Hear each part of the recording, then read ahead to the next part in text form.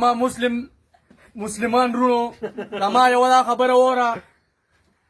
چې ګوره د ما په ممالت کې په ټول پلازا کې دلته پېښور ټول پلازې سره وابیان پیدا شوي دي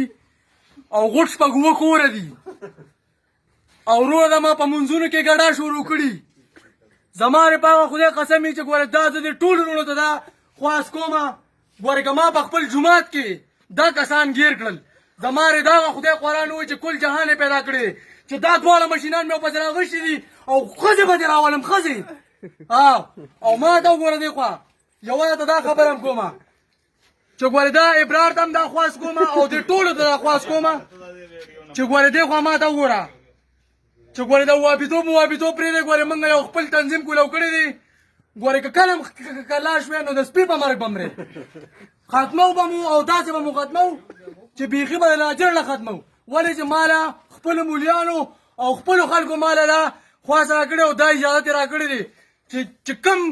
وابي د نه مخکې راځي سټ ته کټ کوه سټ